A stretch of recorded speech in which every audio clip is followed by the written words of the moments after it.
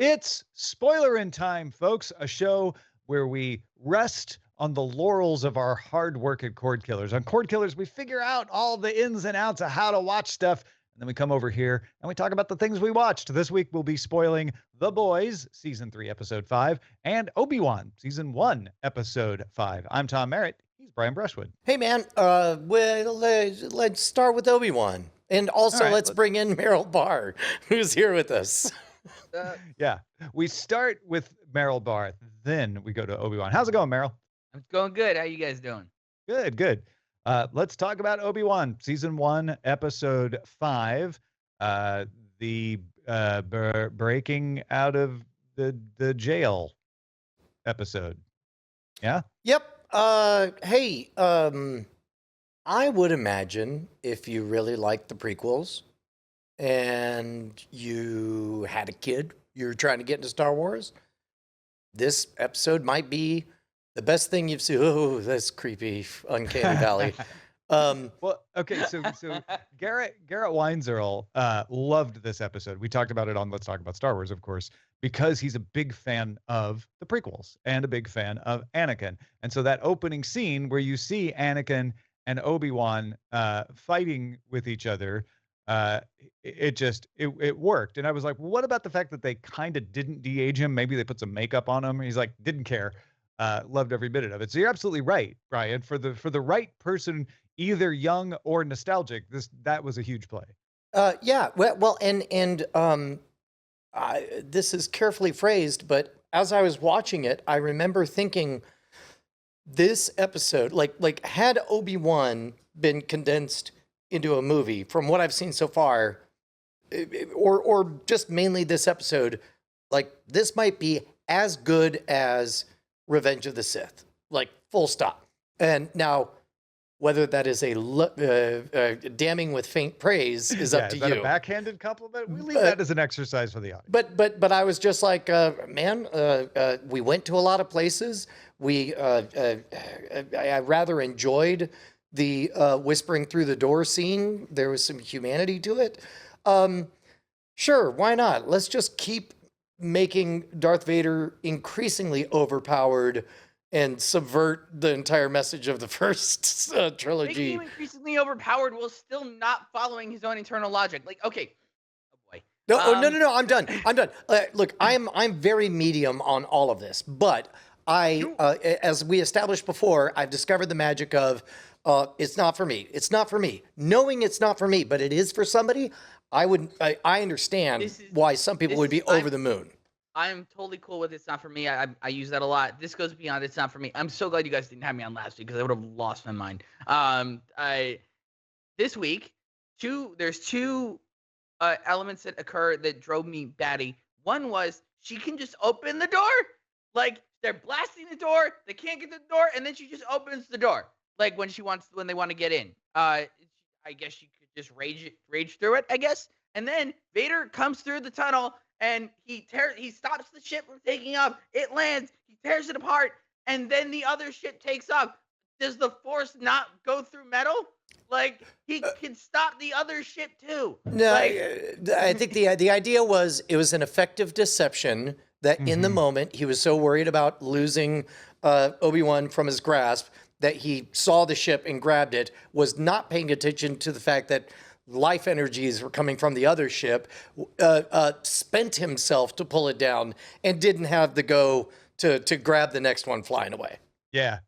Or as I put it, like, I didn't effing care. That was a cool scene when he just reached up with the Force and freaking grabbed a ship and broke it in half. Not bad. And to be honest, like the sporting chance he gave the temporary Grand Inquisitor, where it's like all that stuff.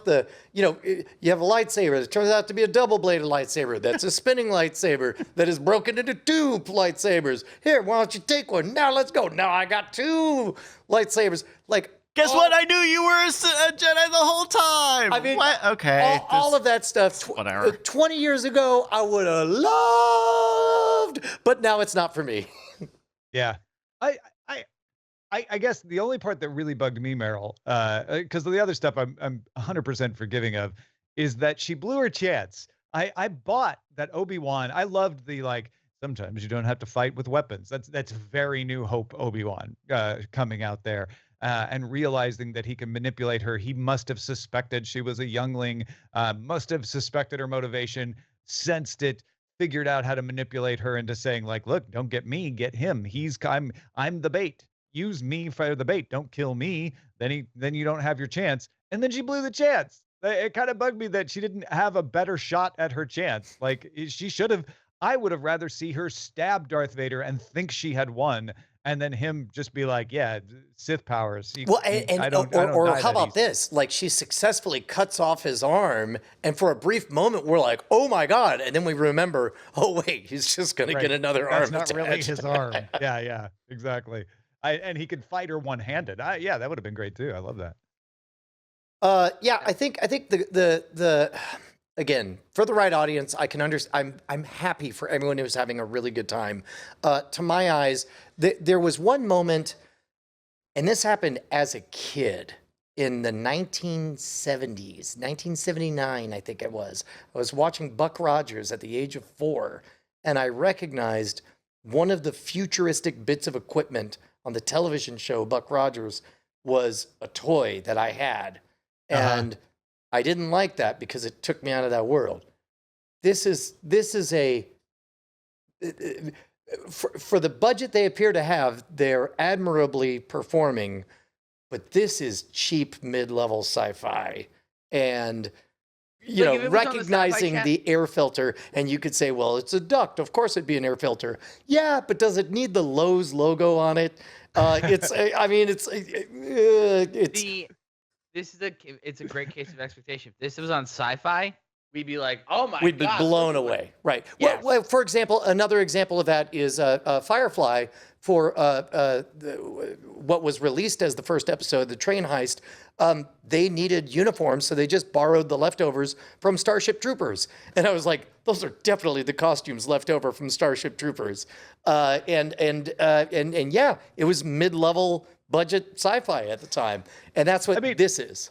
Honestly, the first time I saw A New Hope after taking Broadcast 365 in college, I was like, oh, that's a TV mixer. That's right. That they're using to blow up Alderaan with. The fader of death.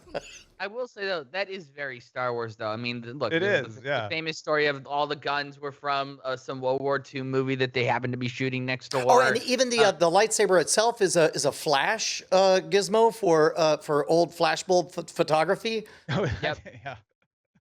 That's awesome. But yeah, so it's like, look, there's a lot of there's fun elements scattered in back last week when Obi-Wan goes into chaos mode, berserker mode, and just hacks away at some stormtroopers in the dark. That was cool. Also, apparently stormtroopers can't see him in hallways. And that's always been true. It will also be true in the future. I will say that this is the best episode of the series so far. Agreed. This is a great second episode. Yes. This is my favorite second episode of this show. I was watching this and thinking, why was I watching any of the rest of this crap? Why? Literally, why? Because it's...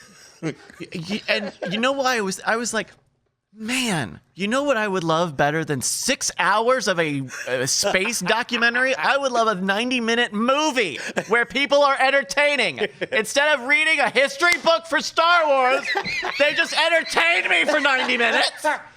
I am entertained by history, Bryce. I'm not. By Bryce's lack I'm of more entertained by Bryce's reaction. Maybe you could just be interesting for 90 minutes, and then we can get the hell out of here. I don't know. How do I sell subscriptions, Bryce? I like that we had stakes. That we had someone sacrifice themselves, even if it was a little convoluted how it got there. I liked that we fulfilled a little bit of that minor B plot of the robot who couldn't talk and yet still had respect and a relationship. If anything, I thought Leia was underused. They just sent her up in a duct, and every once in a while we went back and checked on her to see that she hadn't figured out the wire yet. But she was maybe overexposed in the earlier episodes, you could argue, so perhaps that's good. Yeah.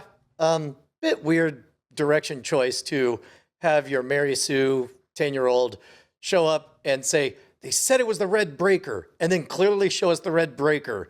And then many cut times. back to that scene, like Red Breaker. It's like, okay, now, yes, we're back to what an actual 10-year-old would react like. but you already gave us magical knows everything. You complained about it so much. I assumed they were trying to set her up as like, oh, Princess Leia's colorblind.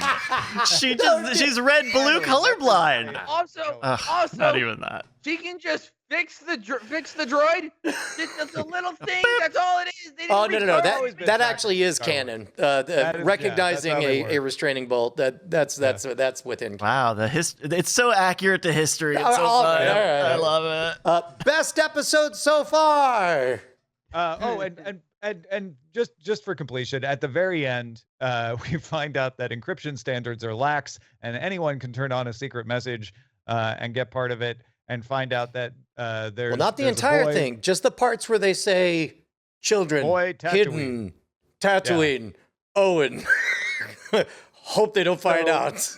So we have Reva obviously not going to die, and then she's going to show up on Tatooine. We know that Darth Vader doesn't know Luke is there as of New Hope, so it seems obvious to me that she's going to help defend She's Luke. gonna die protecting Luke's Yeah. identity.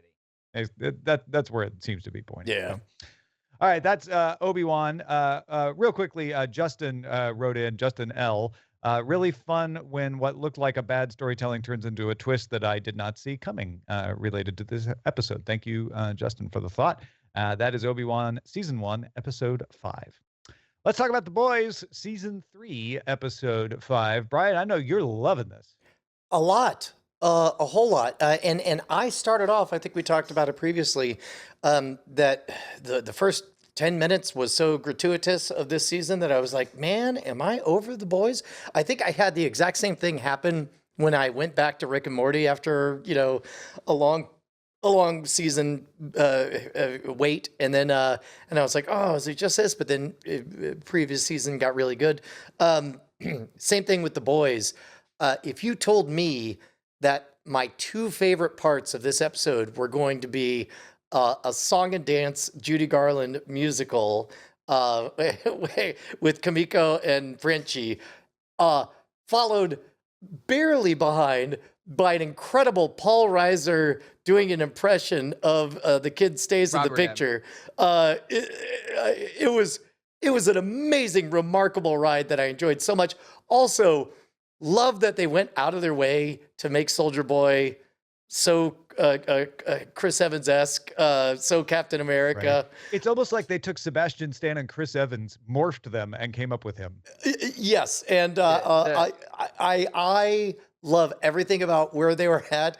That cameo of what's his name? Seth Rogen? Yes.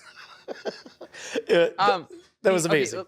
Okay, I've actually never come on this show to talk about The Boys. And I owe this show an apology. Over the pandemic, or over lockdown, I gave it a second shot. I stand by my original review, which is based on the first 3 episodes of the show. And then episode 4, they got into all the Compound V stuff, and I was like, oh, it's this show. I wish that was earlier. And then I really loved it. So, and now that we're playing with all this Temp V stuff, and now that they have powers, and and clearly that's got to come with consequences somewhere down the road. I'm enjoying the hell out of this. I thought the stuff with A-Train and Blue Hawk was great. And watching all of that collapse. It's funny how this show doesn't even try to pretend what it's riffing on.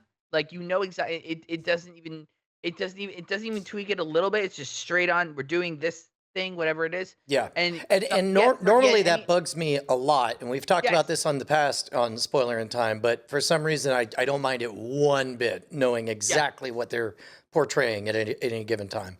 Yeah, I think it's because they're so upfront about it. It's like, we're doing this. We know we're doing this. Let's not try and pretend we're not doing this.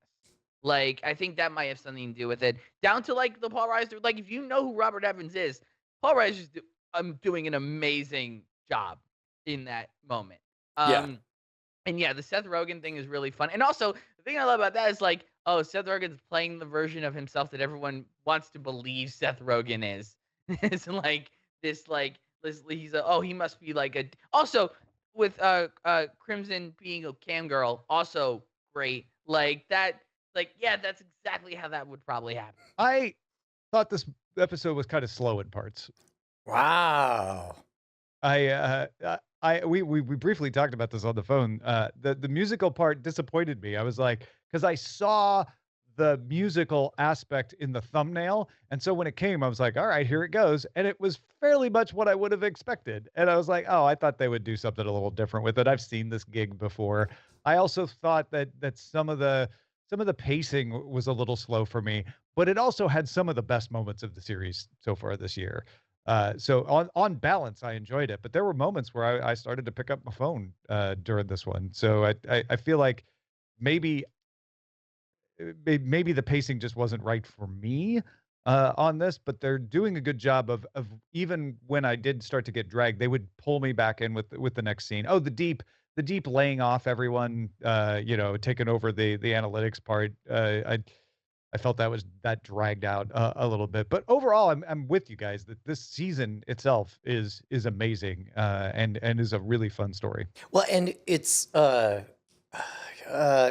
again, they don't pretend to be anything but exactly on the nose of what they're trying to portray. And in this case, you've got the superheroes are kicking out. You have the generals kicking out the presidents and kicking and firing all the experts. And now we're seeing a tin pot dictatorship of Vought Industries. And so that's exactly, it's going to go how those go. And the complicated relationship between Billy Butcher and Maeve is a fun aspect. I of that, hate that they're you, not and sugarcoating. even you need to die. So Yeah, what are you let's going to make do out. about it? I'm also really liking the Huey of it all. Huey, I love the giving him this agency that he's always had, but now that I'm looking forward to like the whole arc, because this arc always goes like he has powers, I can be helpful now. It's like, no, you were always helpful regardless of powers or not powers. Like, and I'm gonna enjoy watching him go down that road. But watching him with powers and have fun with it, and also just the the level of comedic ability they have with like every time he transports, it's not Fantastic Four suits, he's just naked when he pops out. It's very enjoyable. What about you, I Bryce? actually like Huey's journey as the the lack of self-confidence showing in drug abuse, basically, and his girlfriend saying like, no, you're not more fun when you're doing coke. That's not why I dated you. I think I agree, that's an interesting take. And shout out to Little Nina. Katja Winter, I think, does a great job as Little Nina. We didn't see as much of that character, but every time she's on, kind of steals the show. And obviously, bad things are coming for Frenchie here. Does anyone feel the, I don't know, unengaged tension between Huey and Starlight? Like, I mean, it was very on Front Street today, but in this episode, but in episodes past, I've like, why aren't we talking more about this? Like, he's working with Billy. Billy wants to kill all superheroes. Yep. Who do we think Starlight is? Starlight and Maeve are not even the good ones. They are on the list of people.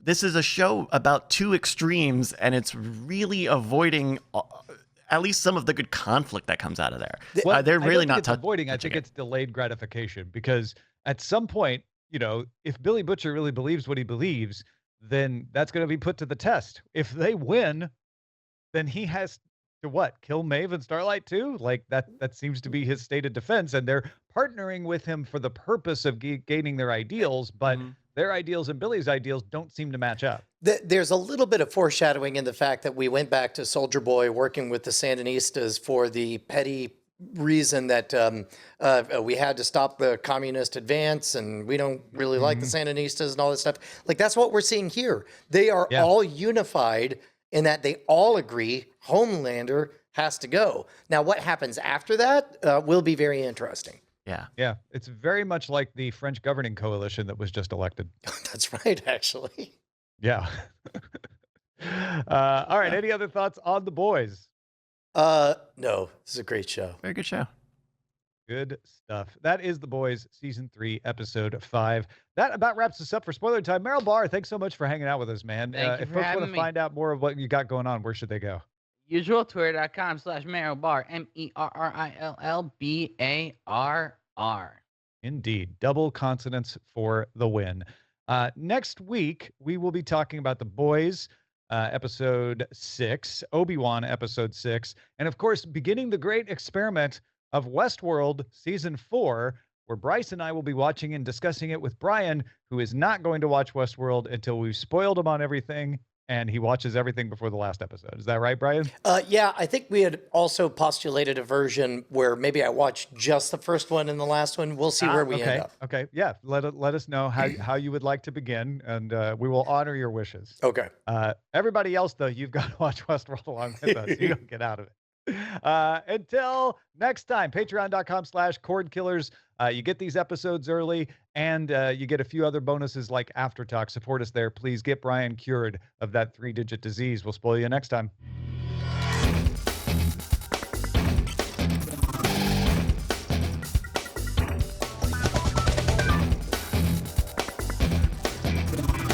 Diamond Club hopes you have enjoyed this program.